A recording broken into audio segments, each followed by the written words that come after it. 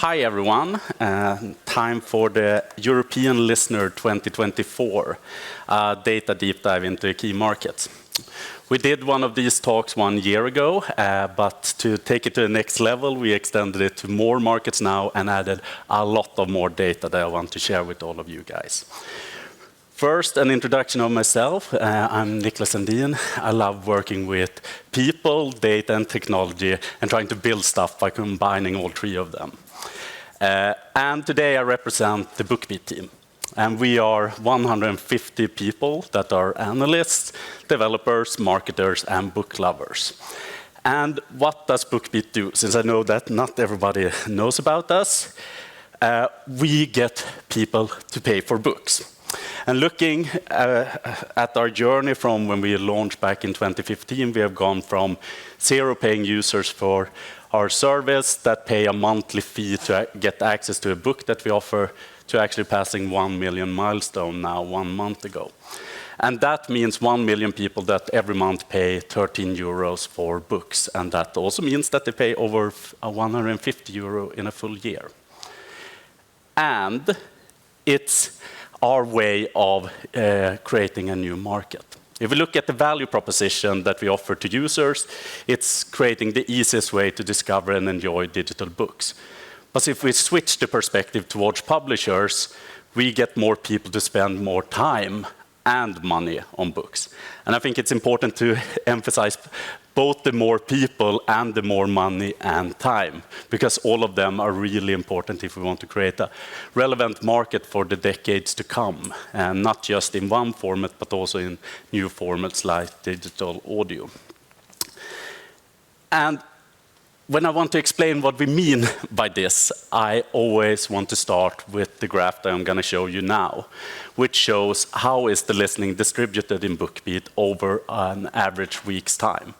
Here you see Monday to Sunday, and you see also the different times of the day. So let's show you how it looked back in 2021 in September. This was the listening distribution. You see the morning commuter peaks, you see the lunch peak, and you see the afternoon peak, and then the peak before people go to bed. This is how it looked in 2022. This is how it looked in 2023, and this is how it looked 1 month ago. And again, why I always show this like an old artist just playing the same song over and over again is because it so clearly exemplifies what we want to do. We want to make audio books or books in general a natural part of people's everyday life. And it becomes that if they can listen to it on their morning commute, if they can listen to it during the day, if they can listen to it during lunch, or in the afternoon, or before going to bed, while at the same time closing their eyes and relaxing and putting play on the sleep timer.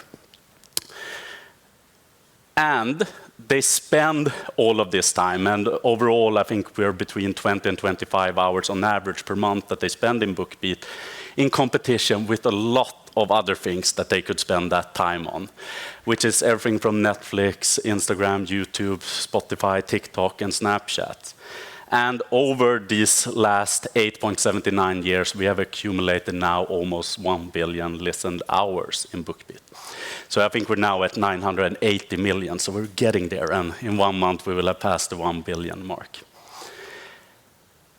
And that doesn't just mean that they spend hours, it also means that they spend a lot of money on the books in BookBeat, which has also led to us being able to pay out over 300 million since day one to the publishers that we work with from all the different markets where we operate.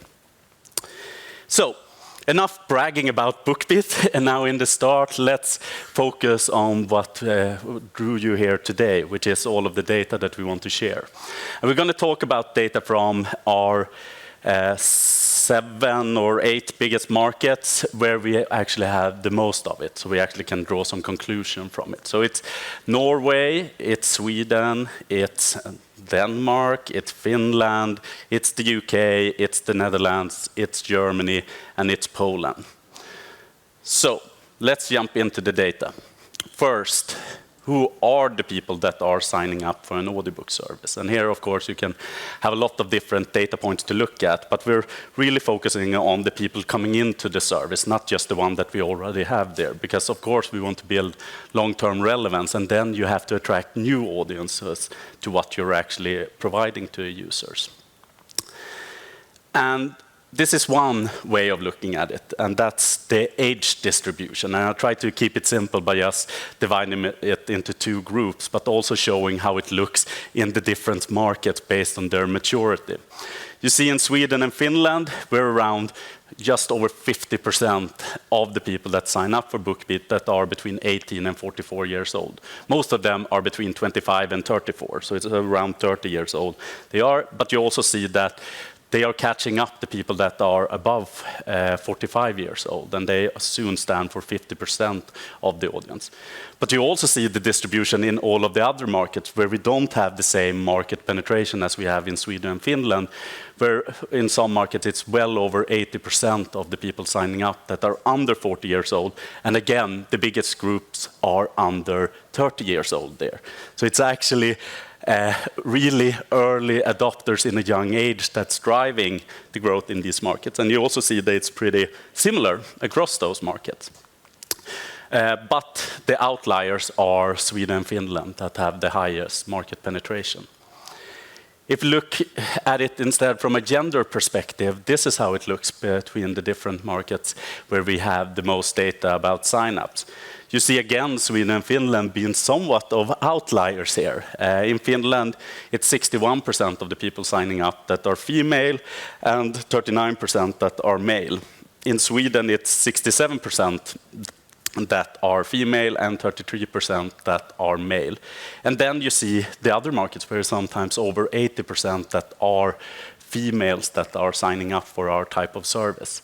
So the same conclusion that I had 1 year ago was that it was young female early adopters that actually are driving this behavior. But over time, grandpa and grandma are following the trend like they do in Sweden, even though you're not a grandpa and grandma if you're over 44 years old. Just have to stress that. But then what do I mean by a mature market? Because I now framed Sweden and Finland as mature markets. And I will use Finland as an example because we love Finland and that's BookBeat's biggest market. And it's probably the most digital book market in the world. If we just look at BookBeat numbers, and we're just part of the market, we have, since we launched in 2016 in Finland, now gotten to a point where we have 350,000 paying users. And this is in a country that has 5.5 million population. So we now have 6.3% of the Finnish population that every month pay for BookBeat. And if we take all of the listening for the last 12 months in BookBeat and divide it with the Finnish population, we have 15.9 hours in BookBeat per capita in Finland. This is a mature market, because if we also include the other players, it's over 10% market penetration. And then you actually see from the previous slide what happens. You get more older demographics moving into audiobooks, but it will probably start off with the younger people that are driving this development. And the good thing with that is those probably weren't the people that were spending a lot of money on books previously. It actually adds a lot of revenue from new demographics to the book market and gives somewhat of a regrowth also in both the audience and money coming into the system. So that is kind of the demographic aspects. Then there's, of course, looking at the ecosystem. Because as I said, we're competing for people's time with a lot of other things that they could spend that time and money on. And now we will move into the field where people sometimes lie, because I will base this data on surveys.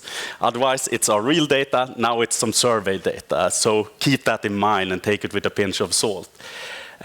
This is the digital environment in all of the different markets where we operate, where you can see of the people that are paying for an audiobook service, which other services have they been using during the last 30 days. And then here you also see the differences between all of the different markets where I dig for the data. Some things to point out: in Germany, people that listen to audiobooks through our type of service doesn't seem to be on Facebook that much. well, they were really young, so perhaps that's a correlation. You also see that Poland is the #1 market in terms of YouTube views. You can also see that in Finland, people are not spending that much time on Netflix, perhaps because they spend it at BookBeat instead. I don't know.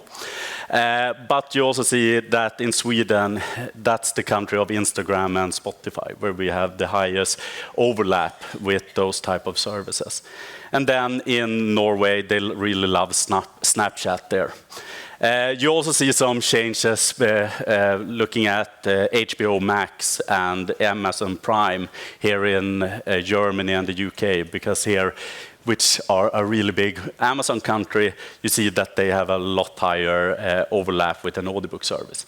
You also can see from this that people are actually spending time on Twitter in the UK, not so much in the other markets.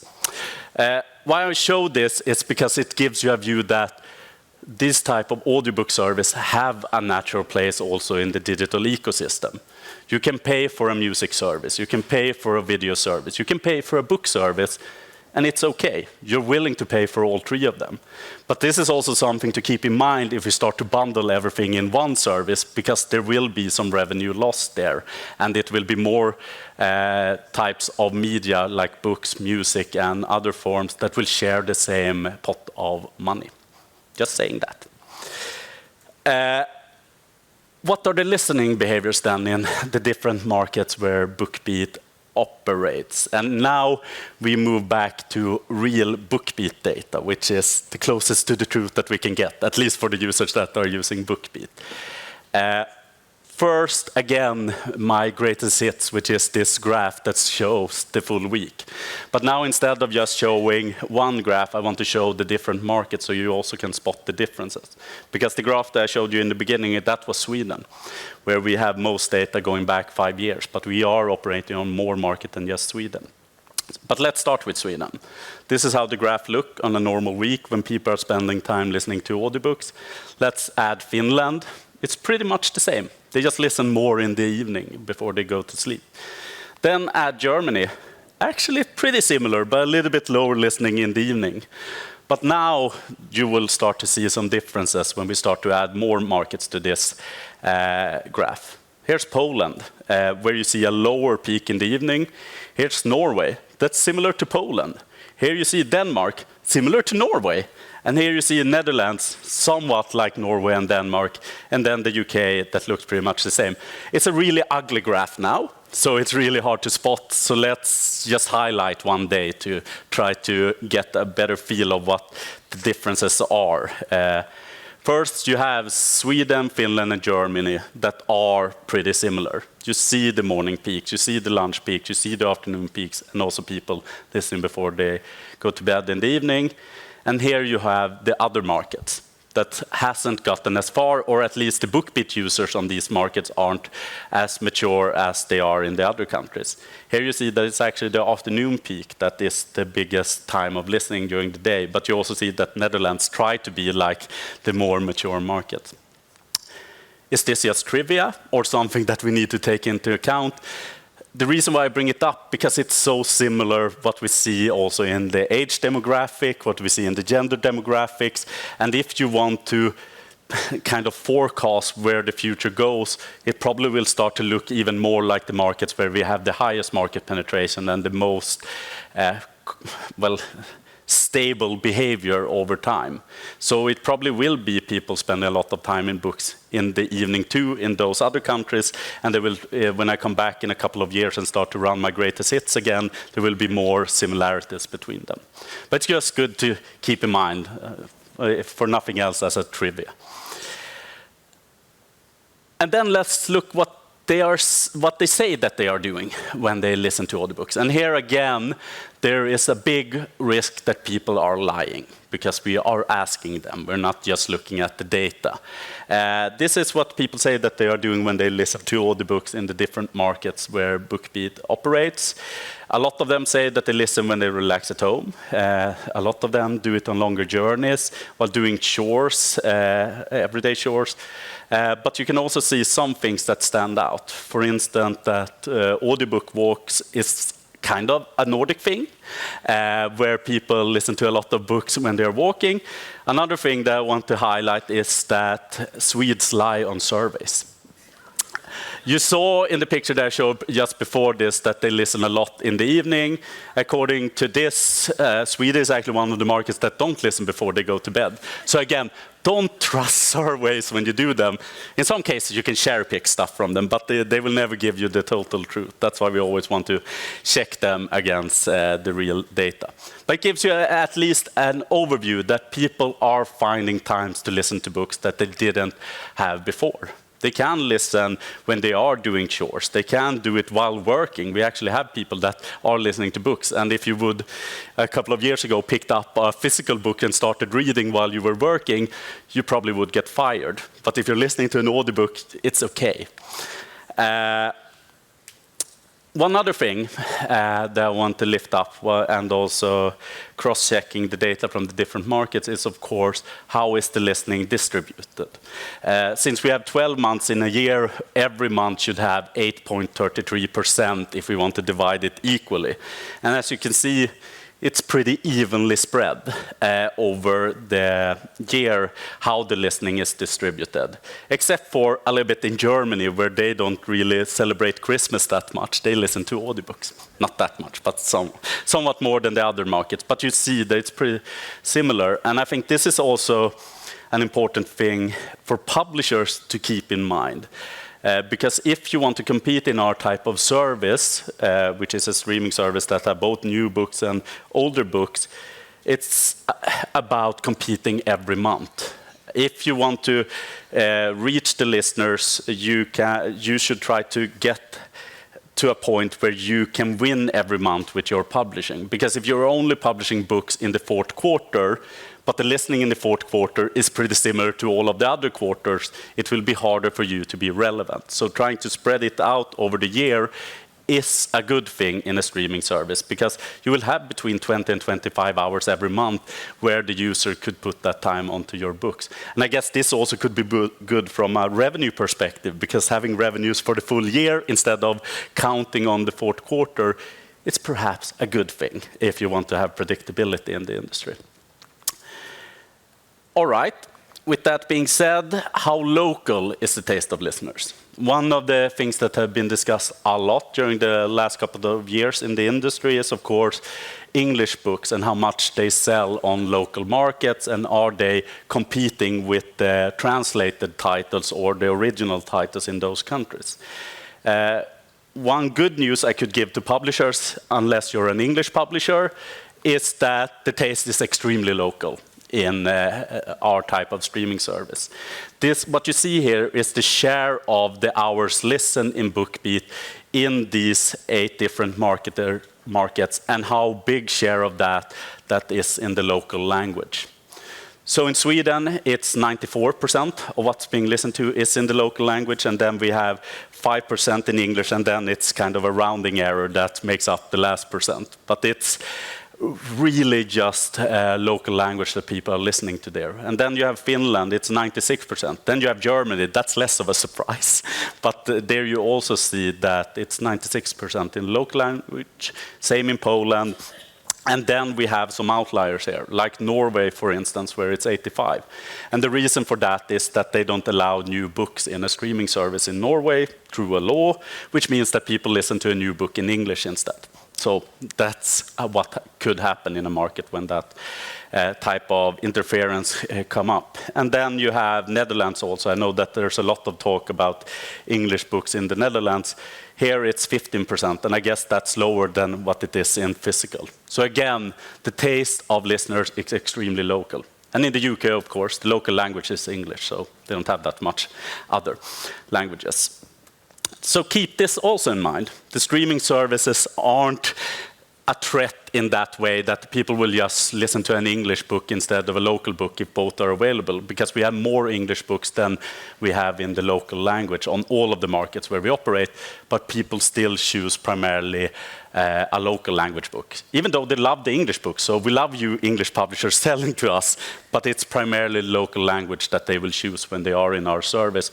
And we're happy with that, because that creates also a good dynamic in the market. That doesn't just mean that it's a global game that we're playing. All right, so we now know that it's extremely local, the taste of our listeners. We know more about them, how their listening behavior is. What are they listening to then? So it's not just books in the local language, of course, some kind of books that perform even better.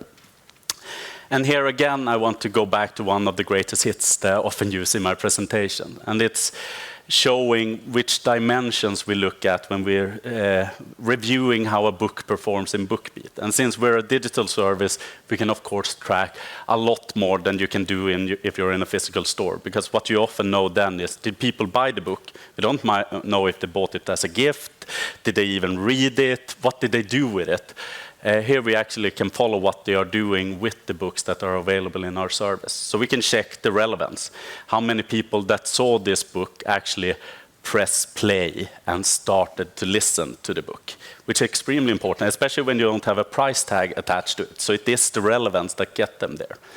We also check the drop-off. Is the book engaging in the beginning and get people actually starting to listen day after day and getting hooked on it? We look at the finish rate of all of the people that started listening to the book, how many people listen all the way to the end, which is, of course, the end game for a lot of publishers, but also authors releasing their books as audio. And then we try to cross-check that against the book rating and the narration rating. So we try to also get them separated, because we want to know, was it the narrator that pulled the book up, or was it the book but the narrator pulled it down, just to understand how they are helping each other to move the book up.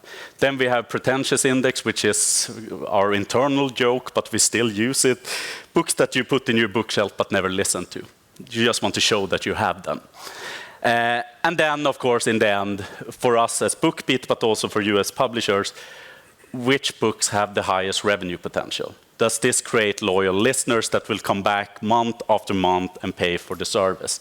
Extremely important. So we don't just get them in and then they leave after they listen to just one book. We want to, of course, get them over time to form the behavior that I showed you earlier, listening every day and having a consistency in it. All right, let's put those different dimensions into play. And here I've taken relevance, which is how many people that have started to listen to a book, which is on the vertical axis. So you want to be really high up. That means that you're popular. And then we have taken the finish rate, which is the horizontal axis, where you want to, of course, have a really high finish rate.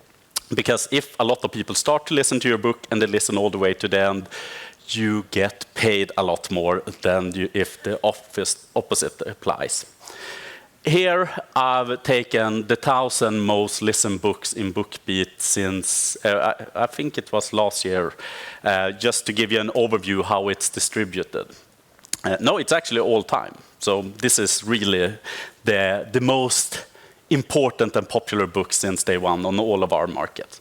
What you see here is also me plotting out a couple of percentages, which is the finish rate of different books.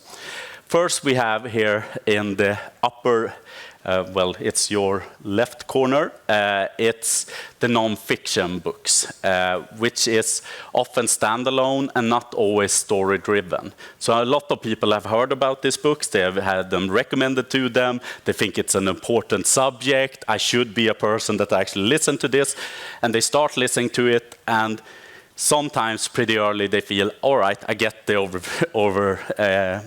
I get the message. I can say that I'm a person that listened to this and pull some anecdotes out of it. But there's also a lot of people that drop off from them. So around 20 to 30% listening through rate. And some of the biggest non-fiction titles from the last couple of years are in this bucket. And then we move on to fiction and non-fiction standalones that are story-driven, where people feel, I want to listen all the way to the end. I get engaged in the story, but perhaps the books have been recommended to a bigger audience than that actually loves it. And here you see probably some of the biggest fiction titles out there the last couple of years. And as you can hear, here I cannot say exactly which titles they are, because then I will give away too much data that we have promised publishers not to share. But some of the biggest fiction titles are, of course, here. And then here in the lower right corner are the fiction that are part of a series and that are story-driven. Of course, all of them want to be in the upper right corner where you get most relevant and also get the highest finish rate, but they are down here. So when a new book in a series from an author people love is released, it's between 80 to 90% of the people that start it that listen all the way to the end. And it doesn't matter if the book is 5 hours or 20 hours long. They still listen all the way to the end because they love the stories, they love the characters, and they just want more of it. And what this means is that it's kind of a fiction game in the long term if you want to be really big in streaming. Of course, you can be really big in non-fiction too, and people love that catalog. As you can see, the most started book ever in BookBeat is a non-fiction book. But if you over time want to build revenue in these type of services, it is more of a fiction game. So it's good to keep that in mind as a publisher.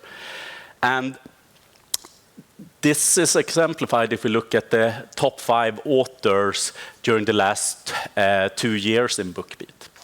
A lot of them are well known. As you can see, number 1 is J.K. Rowling. Number 2 is Lucinda Riley. Number 3 is Colleen Hoover. Number 4 is Rebecca Yarros. And number 5 is Jo Nesbø.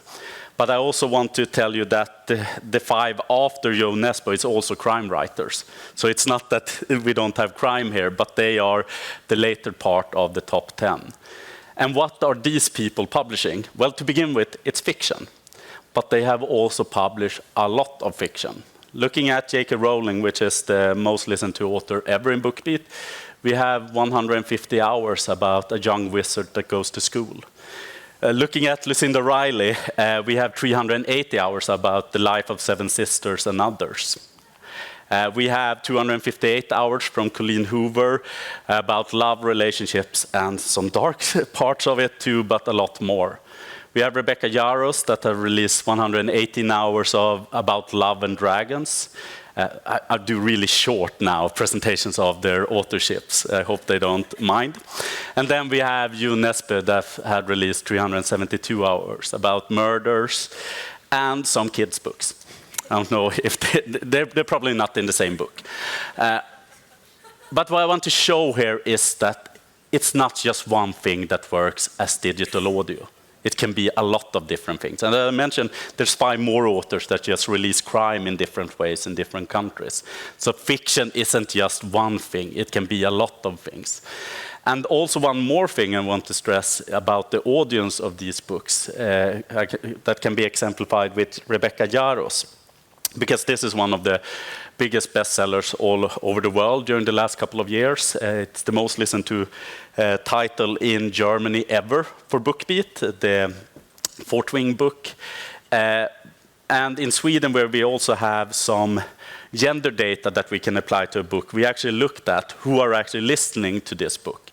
And if we adjust for gender bias, because we have more women signing up for BookBeat, but if we adjust for that, just looking of the people we have in the service, if they were as many females as males in the service, 4 out of 10 people listening to the Fort-Wing is male. Again, perhaps that's not a surprise, but it also shows if we want to attract males, well, push Fort-Wing to them. It doesn't always have to be one type of book to male audience, the same way it doesn't have to be one type of book to a female audience. Again, there are some cases where there are more really female audience and some cases where it's a really more male audience. But you don't have to make it that simple. It can be some complexities when you look at the audience here. And I think this is one of the reasons why it's such a big success. It actually is across the field appealing to a big audience that seem to like dragons and love or dragons. And another thing, if you look at the top 5 authors that I've showed you 2 slides ago, none of those authors started their authorship by saying, I want to be a great audiobook author. They started by saying, I want to create, I don't know what they said, but they probably said something in line with, I want to create a great story, I just start writing. And especially here's Harry Potter as an example. I don't think J.K. Rowling even thought this would be an audiobook. She probably didn't think about it being a movie either. She started with a great story that has become an evergreen in our type of service, but it wasn't just created for audio, but it is a perfect audiobook. Just like for Lucinda Riley, she wrote a book that is over 20 hours long as audio, works perfect as an audiobook. So again, as a publisher, this doesn't mean that, oh, I shouldn't experiment with new formats and try to do new things, but what I'm trying to say here is, it's not mutually exclusive. So if you create, together with an author, a great story, and you reach an audience with it, in many cases, it will also be a perfect audiobook, which means that you can expand the possible target audience of that author and that book. So you don't have to just be an audio publisher to be successful. Try to be a great publisher instead, and some of the stuff that you publish will be great in audio. With that being said, don't stop experimenting, but build on what you have. That's probably where you get most relevance, in the short term at least. All right, with that also being said, what type of publishing is then successful in a streaming service? Well, I already gave some of it away in the previous slide, but I want to highlight some other things too. Because in BookBeat, and we're present now on a lot of different markets, we have over 1 million users, but we also have over 1 million books in the service. Altogether, and all of them are waiting to find the right user. And it's not evenly divided, so one user gets one of the books and everybody's happy. It's actually some publishers that are more successful in our type of service. I want to show you some data points that you can bring with you to actually try to establish, are we one of these publishers, and how can we build a sustainable, successful position in these type of services. First, this is one of the data points that you most likely will see when somebody talks about streaming.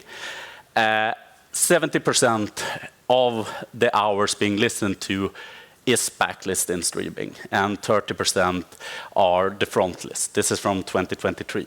And we often talk about it's a way of twisting around how it looks in the physical world, where a lot of the new titles stand for almost 60–70% of the sales, and then you have the backlist in a physical bookstore. But I want to raise a but here, which is that a lot of these backlist hours are actually pretty new. And this is us looking at BookBeat as a whole, where we have a lot of books that have been published a long time ago. But even if there are so many books like that, it's still mainly the books that have been released the last couple of years that stand for most of the listening. You have the 30%, which are the new titles, and then you have the titles being released in between 2020 and 2022 that makes up a lot of the backlist there too. And this is important to keep in mind, so you don't think, oh, it's just about building a big catalog and then that will make us money while we sleep. That's not really the case, unless you wrote Harry Potter, then congratulations. But there are not that many evergreens in this world. Even though some of them are close to it, a lot of the books that are being listened to are due to active publishing. And if we instead look at it this way, how big of a share of the hours being listened to in 2023 were from authors that both published a new title and also had a backlist title?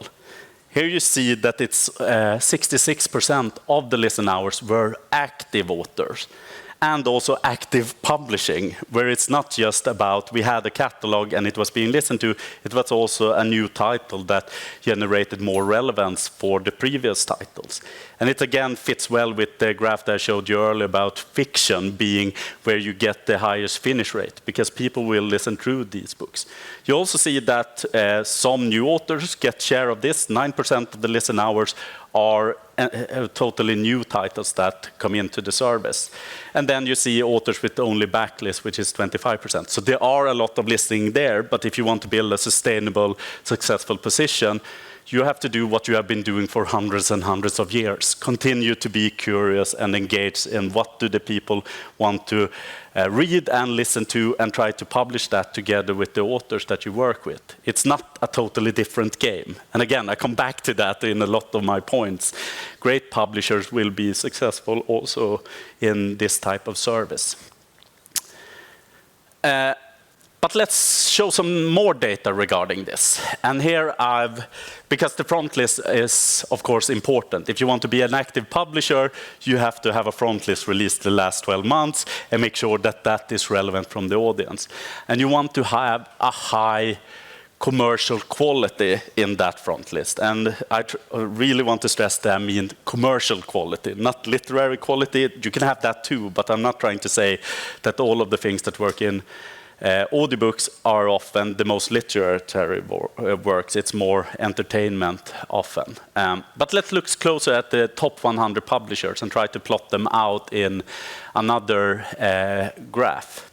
Here, if we look at the vertical axis, you have the number of published hours. And this is all publishers in BookBeat during 2023. So you want to be really high up if you have a good publishing line. And then on the horizontal axis, you see the average listening per published hour. And then I now will show you different rings here, which will represent a publisher. And if you have a large ring, you had a lot of listening, because it shows how many listened hours did you have in BookBeat, which also correlates with how much money you get also in the service. And this is how it looked. These are the top 100 publishers on all of the different BookBeat markets, where you see how many books that they published and the average listening per published hour. And you also see by the size of the ring which publisher got the most listening during last year on their front list. Up in the upper left corner, you see the publisher that published the most hours. And to the right, you see the publisher that had the highest average listening, but also actually the most listened hour in a total. And if we just compare those two publishers, you see that the publisher that published 41% less hours than the top one actually had over 6,000% more listening. It won't always be the case. And of course, it's like telling publishers just publish bestsellers. I know that it's harder than that, but it also shows it's not just about the quantity game. You have to really understand what does the audience want, what type of authors can be successful in this, and continue on building on that momentum over time. Also, I think it's important from an AI point of view, because that has been discussed a lot during the last couple of years. Which are the publishers most exposed to AI? And this is, of course, my view of it, but I see this corner to be the ones most exposed. Because if you don't have a really high commercial relevance and you don't manage to sell a lot of the hours that you publish, you're more easily replaceable. And again, it's not that easy to become one of those publishers, but you should keep that in mind. Are you just focusing on quantity or primarily focusing on quantity? It will be easier to replace what you are offering there and what your authors are offering there. So if you want to be on the safe side, try to really go through what you are publishing and try to put the money where you believe this will have most relevance over time. With that being said, let's wrap this up. First, I talked about who are the people signing up for an audiobook service. Again, young, female, early adopters are driving the growth until you get to a point where it's a high market maturity and you also get grandma and grandpa on board. What are the listening behaviors in different markets? It's pretty similar, but you see more peaks in the evening on the more mature market, but you also see audiobooks fits in the overall digital ecosystem, both in Sweden, Finland, Germany, and all of the other markets I showed you. So the behaviors are pretty similar, even though there are some differences, but over time, a lot of those differences probably will vanish. How local is the state of listeners? Extremely local. So if you are successful in streaming, this is actually somewhere where you can keep having a really strong position as a local publisher. Which books do listeners love? They love pretty much everything, but if you want to place a bet somewhere, it's over time fiction titles that they listen all the way to the end and come back to over and over again when an author releases a new title. And what type of publisher is successful in streaming service? Great publishing, just like you have been doing for hundreds and hundreds of years, but you have to continue to stay curious and look at where are the biggest opportunity to build a strong position over time in a streaming service. So with that being said, thank you for listening, and to be continued. Thanks.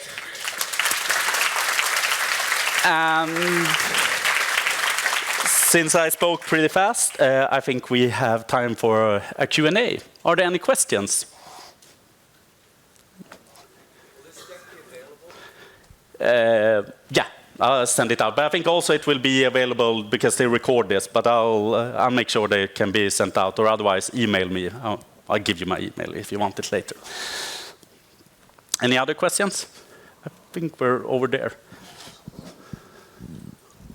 Thank you. I have two questions. Yes. First, maybe not so serious, but I'm very curious. Is the pretentious perimeter useful at any, I don't know, economic way in your work? And the second question, what are your strategies of competing the other platforms? Because especially, for example, in Poland, I'm from Poland, I observe your competition, also BookBeat, Audioteka, this is the Polish one, Storytel. Now we have also one crisis with Legimi, which is accused of fraud, etc., etc. So how being deliverer of such services like yours to compete with others who have very similar offer, as I remember, because as I know in Poland you don't have too much exclusive publications. Yeah. Thank you. Thank you for the questions. To begin with, pretentious index. It's useful in a way so we don't kid ourselves, that the books people say but never listen to are the ones that will drive our growth, because we need to get them to listen to books. Otherwise, they will stop using our service. So for us, it's important to actually see which books are they not just putting in their bookshelf, but also spending time with, because that will be loyalty over time. So there's some kind of business value from that, but we also use it as a joke to look at different types of books.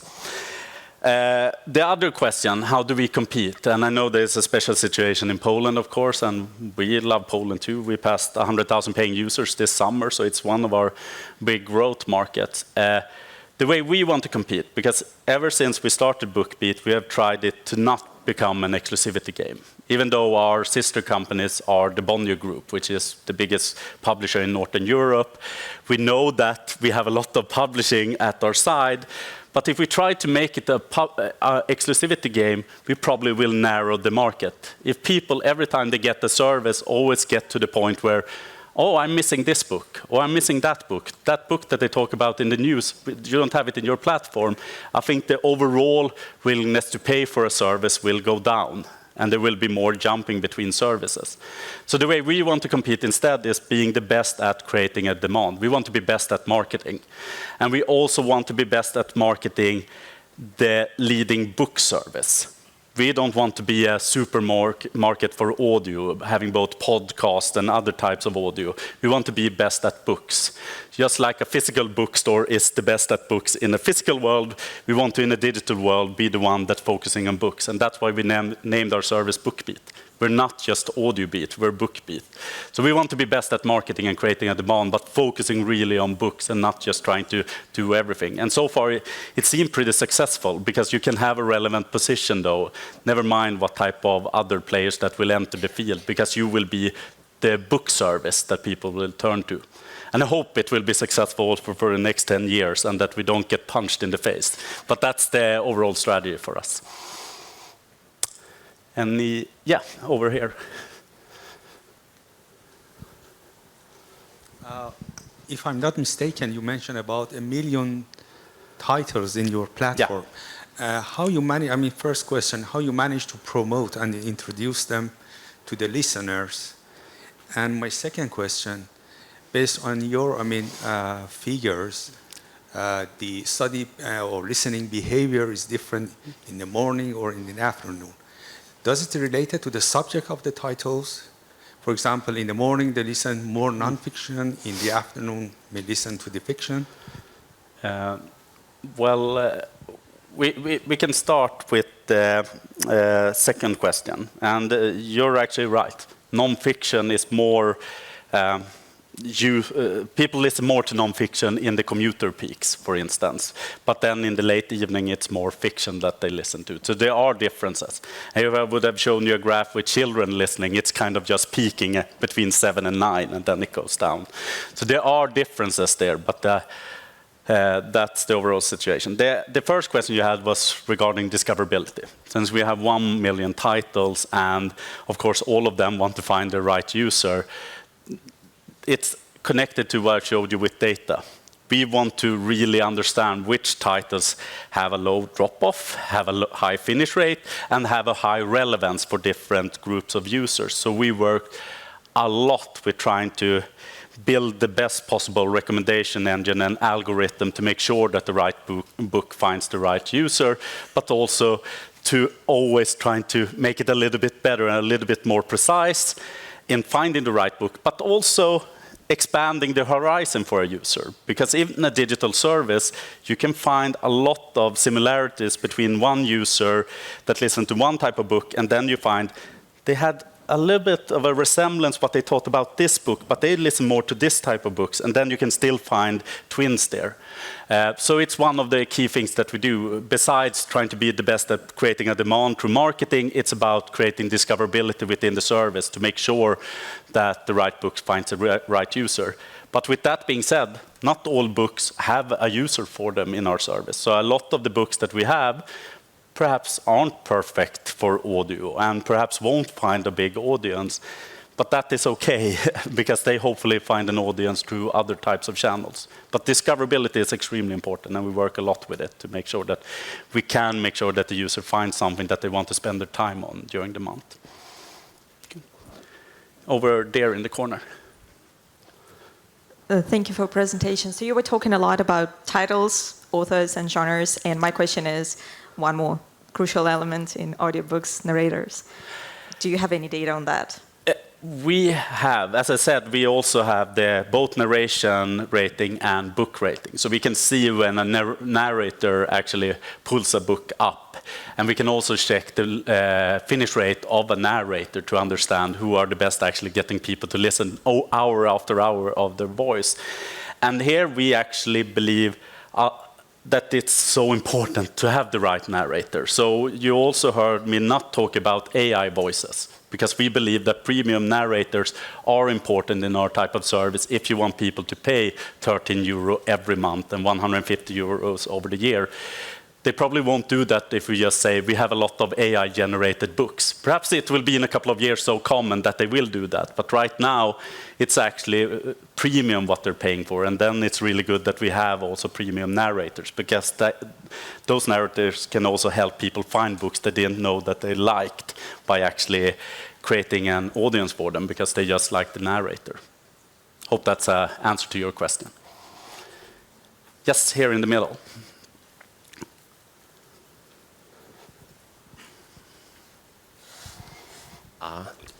Are you engaged in producing your own content, maybe attracting local authors who would write books for you and maybe narrating them for you in episodes? I think if you look back at the presentation I had, the most important thing for us if we want to have great books that our users love is all of the publishers that we collaborate with in all of our different markets. I think of all of the hours listening in BookBeat right now, 99.7% are created by publishing partners and the authors that they have. And in some markets we have some publishing, but that's often that we buy books that weren't translated to that language and translating them and offering to the users to kind of fill the void on that market for that type of publishing. But we believe in the long term, the most important thing we have is all of the publishers every day trying to create a relevant catalog for our type of service, not trying to replace them by doing it ourselves. Hi. Hi.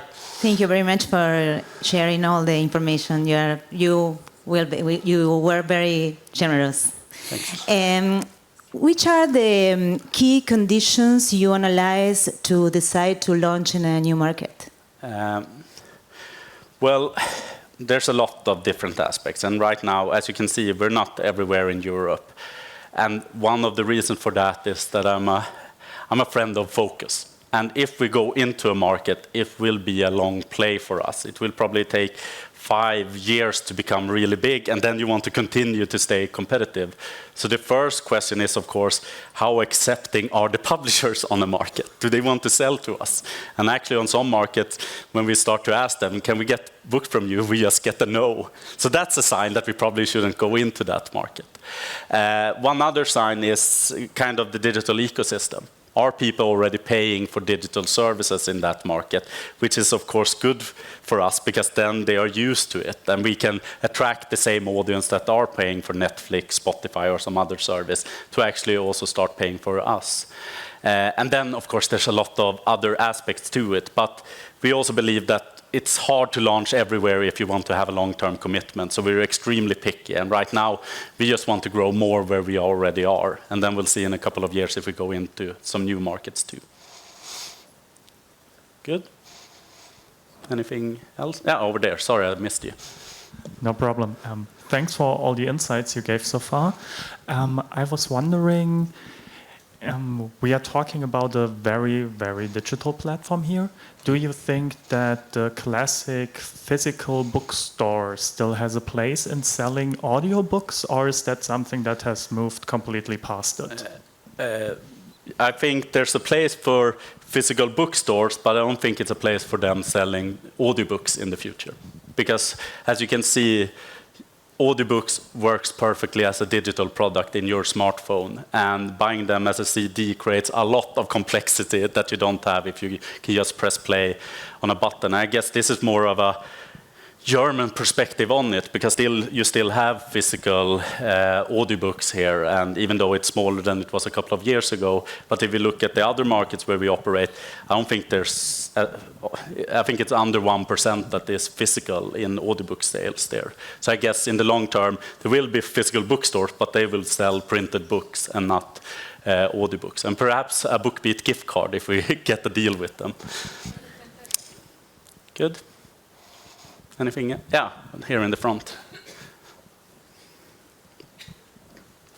Where do you find are the best places for announcing your audiobooks? How do you mean? To the publicity, where are the best places for announcing your audiobooks? Oh, okay, I understand. For us at BookBeat, we of course work with publishers, and I guess the publishers are responsible for the PR work and getting the authors out there and getting them to talk about the book. And that's extremely important to create more relevance for it. But then if we look at how we market books, because we want to be a great launch platform for books, it's pretty much everything you can imagine as a marketing channel. So we do outdoor marketing, we do radio marketing, we do podcast marketing, we do influencer marketing, and now we're doing a lot of experimentation, for instance, with TikTok and trying to jump on the BookTok trend and trying to also be big there.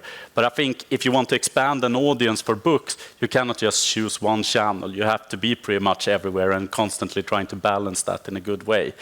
But we don't do that much of PR work. That's more of the publishers that are releasing the books. But we, of course, want to put gasoline on that burning fire and make sure that everybody knows that this book is available and you can listen to it in BookBeat too. So the answer is pretty much everywhere where we can spend money and see a good effect from it. Good. Yeah, here in the front. You also have e-books on BookBeat. Do you think this is still something that is kind of a growing tendency, or you see them? Is it relevant to your service still? We have e-books in almost every market where we operate because publishers see us as a good place to sell that. We have a great e-book reader also in the service.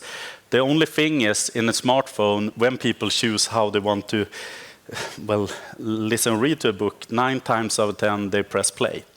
So we have ebook listening, which is around 10% of all of the, or listening, reading, which is 10% of the total consumption in the service, but 90% is audiobooks. And ebooks is growing, but it probably will never be the majority of what people spend their time on in our service, because it makes so much more sense to press play. And also ebooks, you have physical books that is a great alternative to them. With audiobooks, it's more that we perhaps create a new behavior where you couldn't read a book previously. So we have ebooks, we love them, but they probably won't be the big thing in our service, but they will continue to grow and generate money for publishers. But it is audiobooks that is the big thing for us. That's why I focus so much on it too. I guess that was it. Thank you again for all of the great questions.